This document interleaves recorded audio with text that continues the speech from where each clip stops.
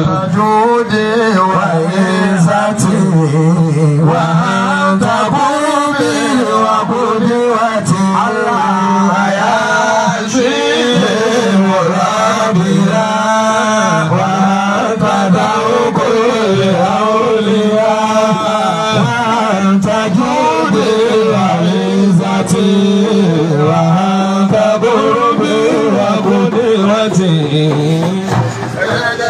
صلوا على النبي الكريم.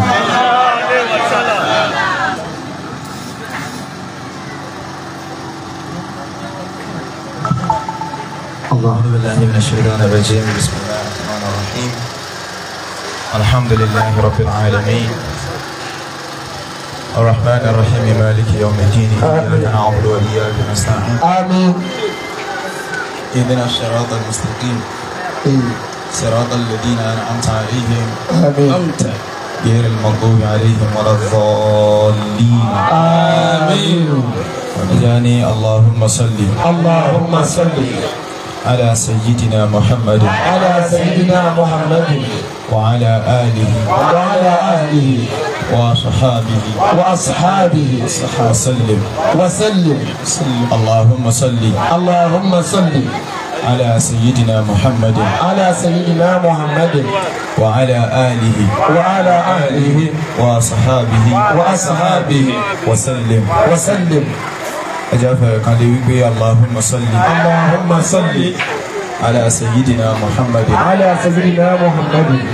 وعلى آله وأصحابه وسلم. Aki ọba tí ń jẹ́ Ọlọ́run. Allahu akbar. Ó dá mi lójú wípé àwọn tí wọ́n fi Ọlọ́run mọ̀ dáadáa ní bẹ́ńkálẹ̀ ẹ jẹ́ kí Ọlọ́run wá dáadáa. Allahu akbar. Tó bá ń bẹ ní àárín inú yàrá wa báyìí. Ó dá mi lójú pé àìsàn ní máa gbà wọ́n wípé ẹ dákun ẹjẹ́ àjọ gbọ́lọ́run tóbi ká tó gbọ́lọ́run tóbi dáadáa. Kabira. Aki òjíṣẹ́ ńlá Ànábì Muhammad sallallahu alaihi wasallam. Ànábì tí Ọlọ́run fi ṣọ̀gángan oríire fún gbogbo ohun tí ń jẹ́ ọmọ yìí. Sallallahu alaihi wasallam. Bíyẹn ó bá là bíyẹn ó bá ṣoríire ó bá ṣe kejì náà òun náà ló kọlù tó tún fi ṣe. Sallallahu alaihi wasallam. Wọ́n ṣe ńlá Ànábì Muhammad sallallahu alaihi wasallam. Ọjọ́ tí a fà wá gbàlùkù sóyrí tí ń ròyìn Ànábì Muhammad sallallahu alaihi wasallam. Wọ́n wá jẹ́ yóò wá pé ó ròyìn Ànábì dáàyè kan ọ̀run wá gbé lọ. Àìmọ̀ ohun tí ó wí kọ́ mọ́ ṣùgbọ́n ibi tó dé wọn náà ló yé mọ́. Allahu akbar. Allah. Afáàgbà Busayri wá ní famablagul ilmi fihi annahu basharun. Famablagul ilmi fihi annahu basharun wa annahu khayru khalqillahi kullihim. Afáàgbà ní famablagul ilmi fihi bí yẹn bá fi ojú májàmílòkò tó wà nábì. Famabulagul ilmi fihi annahu basharun. Bí yẹn bá fi àínú wà nábì wípé ó ń ṣe Ọlọ́run rẹ̀. Annahu basharun. Abọ́lọ́run wá yàǹda fún ọ ní Ọlọ́run tó wá fún ọ ní básọ́rù. Ó lójú májàmílòkò tó wà. O tún wá ń rí wọn tí àwọn ní white and black yóò rí mọ́. Ayé àkọmọ̀lá. Àfààní gbogbo bó ti fẹ́ wò ó dáa tó, gbogbo bó ti fẹ́ wò ó wá tó, gbogbo bó ti fẹ́ wò ó jì í tó, gbogbo tó rí lára ní Muhammad kí Annahu basharun. Ibi tó padà sí náà ni wípé àwù ó ṣàlétí méjì bíi tiwa yìí náà ni. Òun náà ṣàlójú méjì bíi tiwa náà ni. Òun náà ní orí kan bíi tiwa náà ni. Lè sọ wípé orí mẹ́ta ní bẹ̀lára ní Muhammad sallallahu alaihi wasallam. Súra tí ń bẹ̀lára tiwa náà láti ní bẹ̀lára ní Muhammad. Annahu basharun. Ìgbà tí afa wa débẹ̀ òun wá gbé afa lọ wípé kí láwa fi gbé ilé yìí sí. La ilaha illallah. bàtà fọ wọn sùn ànábì wa obi olùsìn wa ní wípé ibi tó déhùn náà lórí rí mọ́ ṣùgbọ́n nítorí pé ká má wàá jálu òfin tí àwọn kìrìsìtíẹ́nì kíkú tí wọ́n kọlù Hayyakumullah. tí wọ́n fi ń pe ànábì tọ́lọ́wọ́n bá rán sí wọn ní ọlọ́run ibi tó ti dúró pin náà ní wípé wà á nà ó. khayru khalqillahi kullihim. ṣáà ti ní wípé bàbá yọwọ́ ọlọ́run bó bá ti ń dórí àwọn ẹ̀dá tó kù báyìí ànábì lákòókò mú ní gbogbo ẹ̀dá. sallallahu alayhi wa sallam. afi àná Muhammad sallallahu alayhi wa sallam. afi kí gbogbo àwọn tí wọ́n ń jẹ́ olówó orí wa. radiyallahu ta'ala anhum. bẹ̀rẹ̀ látọ̀ bàbá wa àgbà Sidi Ahmed Tijani. radiyallahu ta'ala anhum. tó fi dórí alayé lọ́rùn bàbá wa Mawlana Muhammad Mustafa Mubarak. radiyallahu ta'ala anhum. sheikhu. bí bá pe bàbá Mawlana Mustafa Mubarak. radiyallahu ta'ala anhum. bí bá pè wọ́n bí wọ́n ti pè wọ́n. hayyakumullah. yóò gbòdì létí oníkéwù. ṣùgbọ́n mo mọ̀ pé kì í ṣe oníkéwù làwọn àtàwọn ilé yìí. hayyakumullah. bàbá Mawlana Mustafa Mubarak. radiyallahu ta'ala anhu. bí ẹ bá ní kí ẹ sọ̀rọ̀ wọn ibi tí a fa àbúsọ eré parí ẹ̀ sí lára nẹ́bí náà nìyẹn parí ẹ̀ sí lára Mawlana. hayyakumullah. afa àgbà onídàálíà òun ló ní pé kullil muhawili sha'awahu aqsir faqad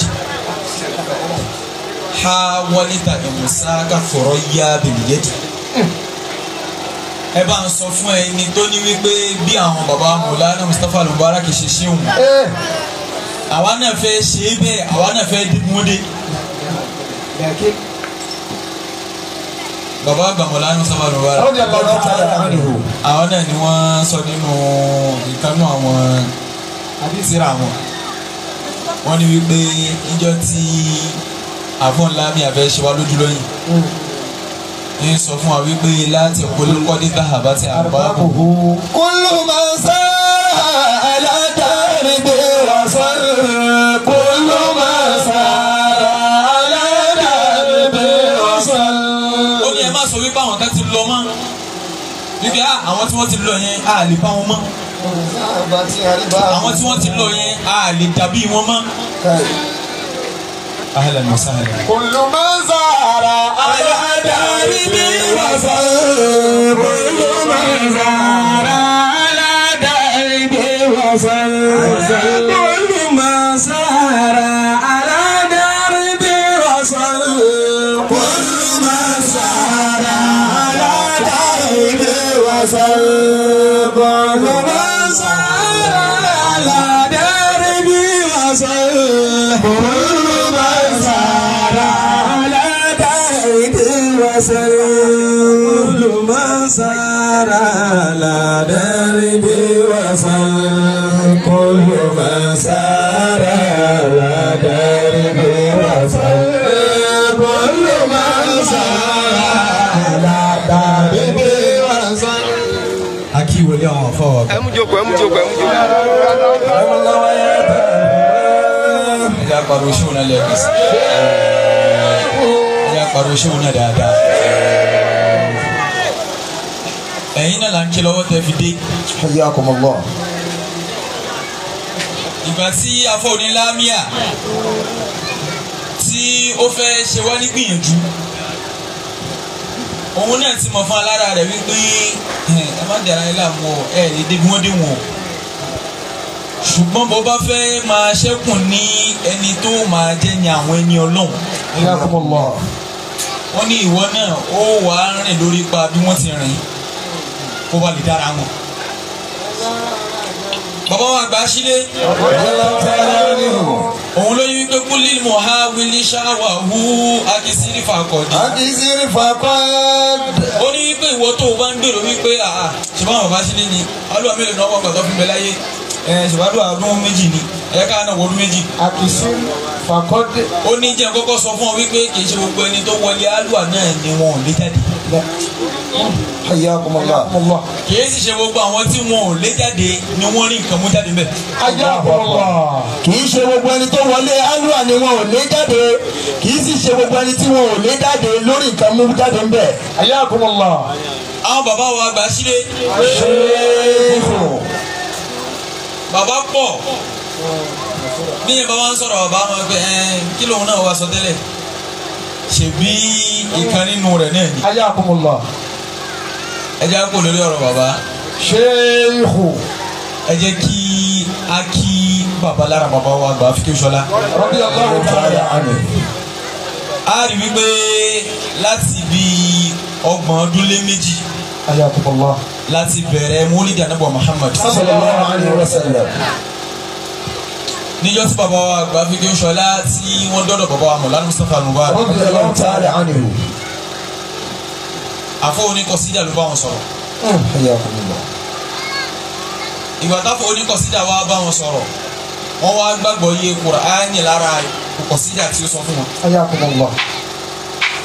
àfọ oníkọsídà ní ta'allaqbina wadkhul himana wala takhaf mada ad-dahri shaytanan rajima wa zalimaki. تعلق بنا وادخل حمانا ولا تخاف مدى الدهر شيطانا رجيما وذا المكرين. àfààní wípé ta'allaqbina.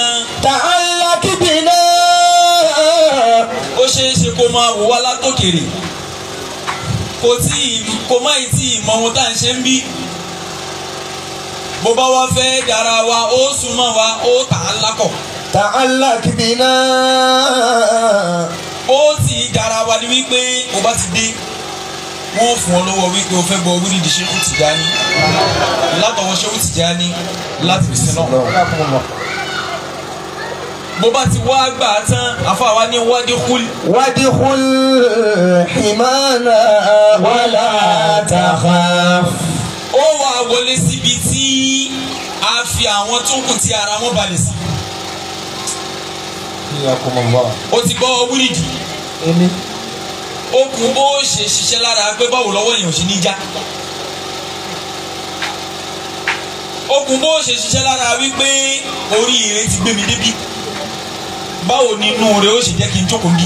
Ayakumullah.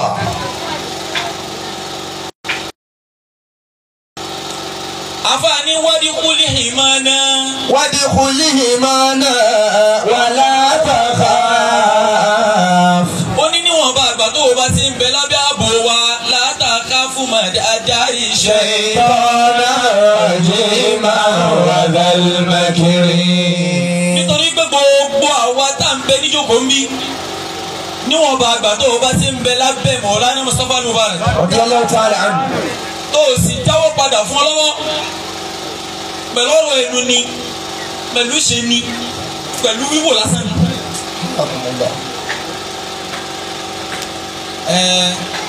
ọ̀rọ̀ ní ẹ̀sìn kan ní ẹ̀mí ṣàjà lọ. àní ládàá tó kọ́kọ́ bá mi fọwọ́ kún bẹ́ẹ̀ ọwọ́ tó sì gbàjọ́ kìíní àná ó ti ń múra àti dápadà. ọba wọn pariwo pé ẹ dákun àwọn èèyàn tó tẹ̀lé Mọ̀lánà Mustapha Mubarak pọ̀ ó ṣe wá rí báyìí fẹ́ nìkan àgbọ̀dọ̀ má rí bẹ́ẹ̀ nítorí wípé gbogbo òfin tó yẹ ó pé lára wadkhul ló pé. Ayakumullah. ìgbà tó pé gbogbo òfin yìí lọ́fọ̀ wá ní wọn náà ti débi tí mọ́júmọ́ lè bàárẹ̀ níbi tá a ti ń jẹ́. Ayakumullah. bí yóò bá máa bẹ̀rù wípé wọ́n padà lẹ́yìn mi ìwọ kọ̀ọ̀kan níbẹ̀rù yẹn mọ́. ó ní màdá dárí shaytan. màdá dárí shaytan rajima wa dhal makrin.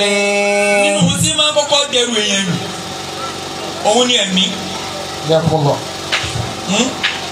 afọ́njálíà ó ní kitilun turidu hayatahu wa tawadduhu. ó rí ẹ̀mí torí òun ọ̀tá rẹ̀ ni. yóò sì máa wá bí ó ṣe mẹ́mí rẹ̀ lọlẹ̀ nítorí ìyàtọ̀ bẹ láàrin ànáfísù àti àrùhù àti àlàákìlù. Hayyakumullah. ìyàwó ni náfísù baálé ni rúhù. bí ìyàwó bá sì ti gbàbọ̀dẹ̀ wálé kò sí wọn tí baálé ó ṣe wọ́n bá ti wẹ́ sínú ata fún báyìí báyìí mọ̀ kó jẹ náà ní kò ní mọ̀ ó ti jẹ. Ayakumullah. ìkọ̀ǹkọ̀ lòun ó tó kò ní mọ̀ páyín ni. Radiyallahu ta'ala ankum. ẹ̀mí yẹn ni wọ́n wà máa bẹ́ẹ̀ síkíọ̀ nítorí pé o lè dá síkíọ̀. ẹ̀mí yẹn ni wọ́n mọ̀ bẹ́ẹ̀ ṣọ́ nítorí pé wọ́n nìkan ò lè dá aṣọ ó lágbára jù ó lọ.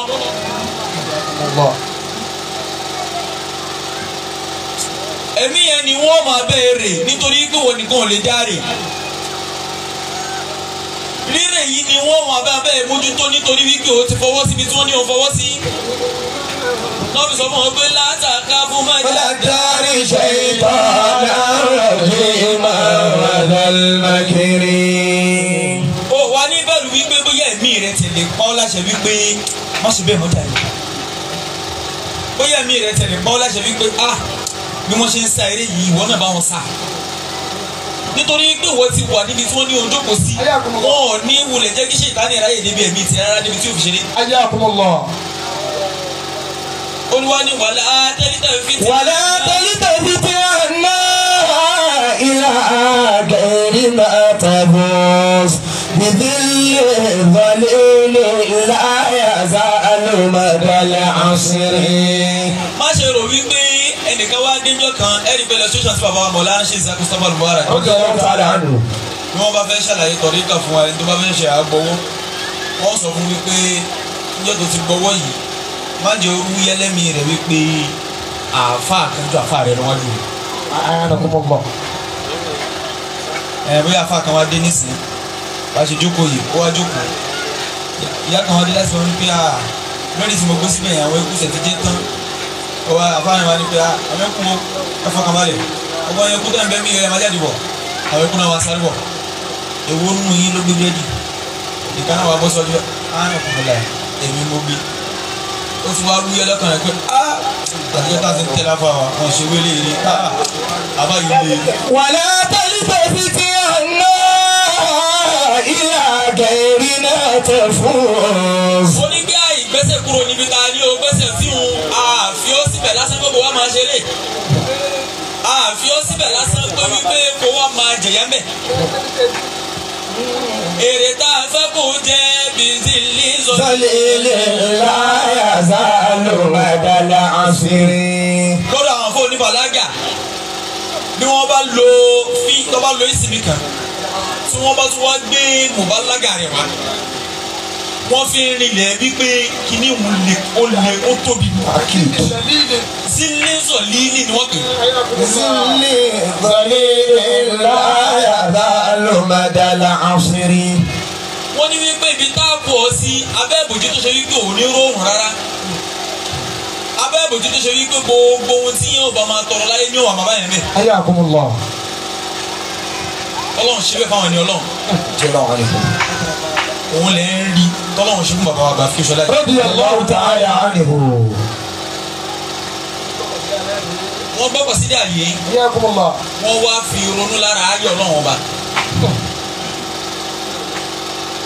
Ọlọ́run ọba ní wípé àwọn tó fi láyé ní ṣètọ́nì rajimi innal ladhina qalu rabbuna Allahu thumma istaqamu tatanazzalu alayhimul malaika alla takhafu wa la tahzanu wabshiruhum bil jannati allati kuntum tu'adun nahnu awliya'ukum fil hayati dunya wa fil akhirah. Ayakumullah. Nítorí pé wọ́n ti gbẹ́sẹ̀ síbi tí wọ́n ní wọ́n gbẹ́sẹ̀ sí wọn sì gbẹ́sẹ̀ kúrò ńbẹ̀. Ọlọ́run ọba ní ẹ̀ lọ́ba ń fún wọn nírò wípé nahnu awliya'ukum. Nahnu awliya'ukum fil hayati dunya wa fil akhirah. Àwa la máa mójútó ilé ayé. Kódà bẹ́ẹ̀ bá sí ń bẹ̀ mọ́, àwa la tún máa mójútó àwọn nǹkan yín tẹ̀ fílẹ̀ lẹ́yìn yín. Ayakumullah. Ọlọ́run ọba ní mójútó ti bàbá Mọ̀lánà Mustapha Mubarak nígbà tí wọ́n bẹ̀rẹ̀ ayé. Bó ti dúró tí wọ́n náà ní túnṣe ń dúró ti bàbá wa àgbà fi kó ṣọlá láyè. Ayakumullah. Bí wọ́n náà bá wá sọ wípé ó sì wà wá náà káwa náà dàbí wọn o ó gbẹ́sẹ̀ sórí ibi tí wọ́n gbẹ́sẹ̀ sí ó wàá tẹ̀lé wọn gbàlá ní ẹ̀dáwọn náà fi tẹ̀lé àfa wọn. Nítorí pé Ọlọ́run ọba ti ṣàdéhùn fún wọn àdéhùn tọ́lọ́run ọba ti ṣe fún Ọlọ́run kọjá àdéhùn olóṣèlú wípé ẹ má wọlé ìdìbò fún adabadé bẹ́ẹ̀ á sì dáadáa fún yín.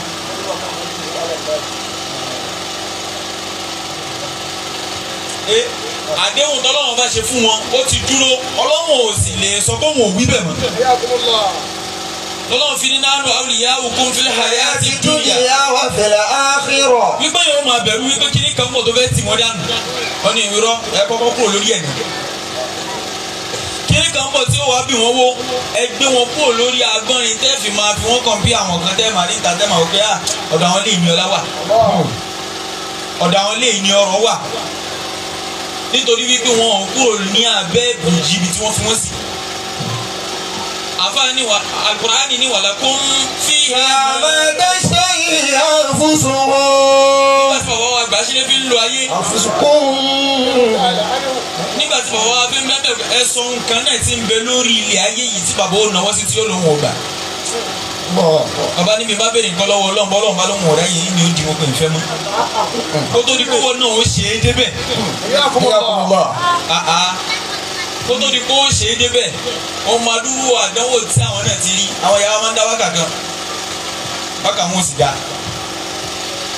pé bó ló ti wí. àbá ti ń ṣòwò nímọ̀ ni wọ́n sábà ń dá wákà yẹn wọ́n á ní sọmọ mi lọ́mọ. sọmọ mi lọ́mọ. ṣèbéyàn kan ló bí Muhammadu sọmọ mi lọ́mọ. èèyàn kan ló bí Muhammad lóòótọ́ ṣoṣe tán àti lọ fún Muhammad kí Muhammad balẹ̀ ráyè ṣe. èèyàn kan ló bí Muhammad ẹjọ́ tó Muhammad wá sí pọ́mọ ẹjọ́ tí Muhammad tiẹ̀ náà wá sí pọ́mọ ọdún mẹ́fà ṣoṣe tán kò fẹ̀mí ìrẹ́lẹ̀ wípé Ọlọ́run nítorí kí Muhammad mi má kọlù mí o Ọlọ́run jẹ́ tètè má bọ̀. èèyàn kan ló bí Muhammad ṣé Muhammad tiẹ̀ náà tó bá dàgbà ṣoṣe tán àti fọmọ mẹ́fà náà ń ṣẹ́ kalẹ̀ ní méje. ìwọ náà máa dúró adíyá tí bàbá Mọ̀lánà Mustapha Al-Mubaraki ṣe fọ́lọ́. adíyá ni. ṣùgbọ́n pé fóònù ló jábọ́ lọ́wọ́ tiẹ̀ tó rí mọ́ tó ń béèrè pé wọ́n lọ́hùn.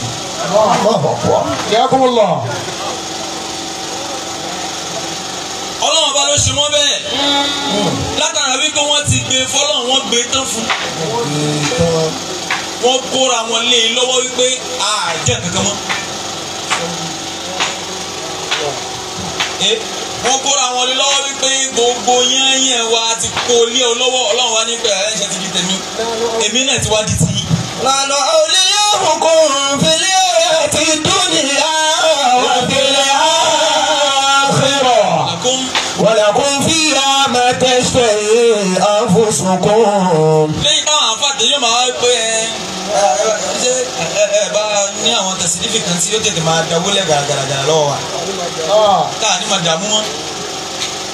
Ọlọ́run ọba ní wípé ìgbà téyìn ti ṣe tiwa àdéhùn ni conditions ni bẹ́ẹ̀ bá ti ṣe àwọ̀ fún yín kò sínú wípé bóyá ẹ bá ti wá ṣe tán àdìtú fi yín sí pending ìwọ̀nba gba tẹ bá ti pé àdéhùn àwọn òṣìṣẹ́ àfàìṣe. lakum fiha ma tashtahi anfusukum. wa lakum fiha ma tad'una nuzulan min ghafurir rahim. gbogbo ẹ̀ láyé ń dá fún wọn nítorí pé wọ́n ti rìnrìn bẹ́ẹ̀ wọ́n ti ṣẹ̀ṣẹ̀ bẹ́ẹ̀ àwa gbé káńsù lé wọn lọ́wọ́ ẹ wà wọlé táwọn bá lọ àrùnkúnlá ẹ dákun gbé káńsù jáde ọ̀rọ̀ bí àpótí ni wọ́n gbé káńsù káńsù kálukú ọ̀tọ̀ọ̀tọ̀ ni bó bá ti lo ayé rẹ̀ ní káńsù yóò ti mọ̀. wọ́n yìí sì wá sọ pé wọ́n gbé kànáṣì ọ̀hún dé ó yá gbà ìyẹn tara kànáṣì dẹni Ọlọ́run. ẹ̀yin tara kànáṣì dẹni Ọlọ́run. àfọ̀n bàbá mi wọ́n sì ti fi kànáṣì lẹ̀ gbogbo tí bàbá wa sà ní ẹ̀sà pátá nínú kó ya wèrè àbí kó ya nǹkan mi. ṣùgbọ́n bó dàbí bàbá rẹ̀ bó bá wá lè rìnrìn wípé ìwà wo ni bàbá mi fi di wọ́n ṣe dáhùn wọ́n wà máa kí wọ́n náà lára bàbá rẹ̀ wípé ọmọ nílí. ajá àkọmọlọ. nítorí wípé káńsù tí wọ́n gbé fún wọn jọ́ náà lọ́wọ́ wọ́n gbé tiwọn fún wọn wọ́n gbé tàwọn ọmọ fún wọn bàbá ṣe wọ́n ní kó mo parí iṣẹ́ tèmi abẹ́ẹ̀kọ́ tí wọ́n fi fún bàbá mo parí tèmi mo parí tọmọ mo parí tọmọ ọmọ. báwa adélé ní táwọn yẹn máa dá wọ́n ti parí iṣẹ́ kò sí nǹkan mọ́. ìyẹ́ ó jọmọ tí kò bá mọ̀nà ibi tí káńsù wà tí yóò lè wá lọ́dọ̀ nítorí wọn ò ní sọ wípé ibi tí tẹ́bá ti nídìí owó ibi tẹ́ ti lọ mú ni. àárọ̀ kọ́lá ni mọ̀ bóyá wọ́n dúró fún mọ̀ bóyá wọ́n dúró bẹ́ẹ̀. wọ́n ìjúwe rẹ̀ fún yàn àwọn àgbàlagbà tó bá wò pé wọ́n rìn dáadáa wọ́n wá gbé ọ pé ọ̀gbọ́n gbà bọ́jọ́ bá rí báyìí bàbá máa ṣe báyìí.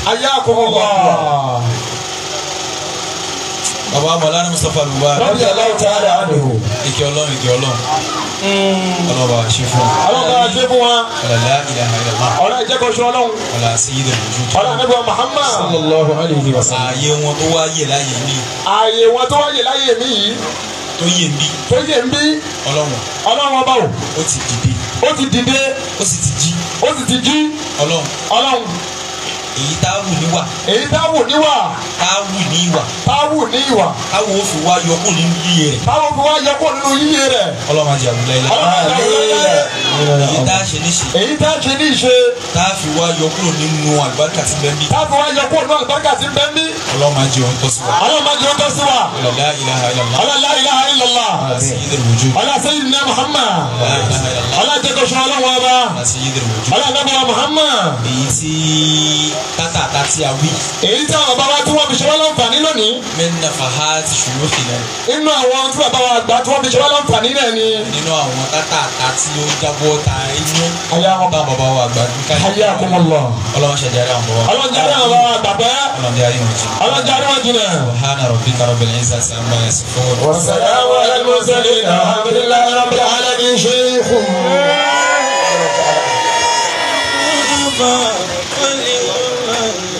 أمي جريبين أقينا أمي وأما رأينا على اتباع نبينا محمد منهم الله.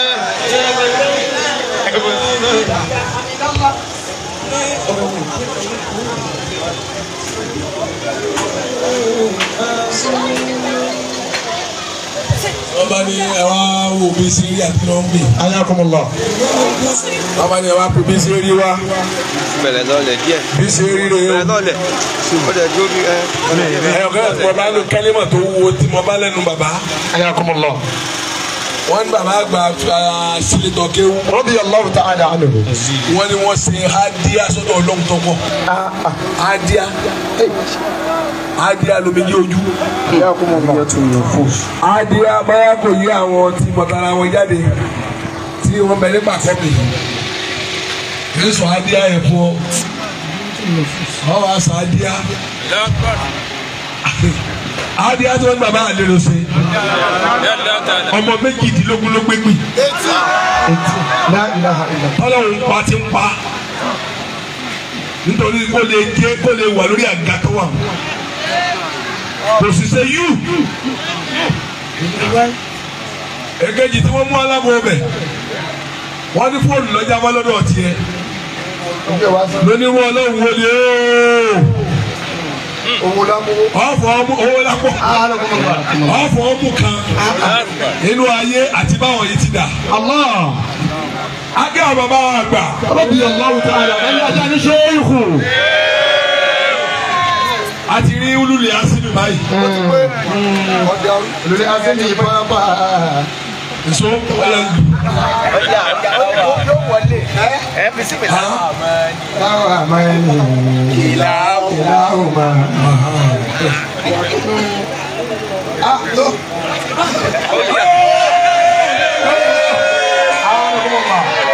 إمام كل إمام فعينه كل عالم وعينه لئن تزكيد للأبدال آمين. Ẹ jẹ́ ń dá fóònù padà tó náà bàbá. Sọ̀rí bí a ti rí àwọn olówó wa yìí, àwọn ti ṣe mọ́lídìí. Bẹ́ẹ̀ni, àwọn ti ṣe mọ́lídìí. Ẹ jókòó. Bàbá ní ẹ jókòó. Ẹni tó kù tí èsì mọ́lídìí.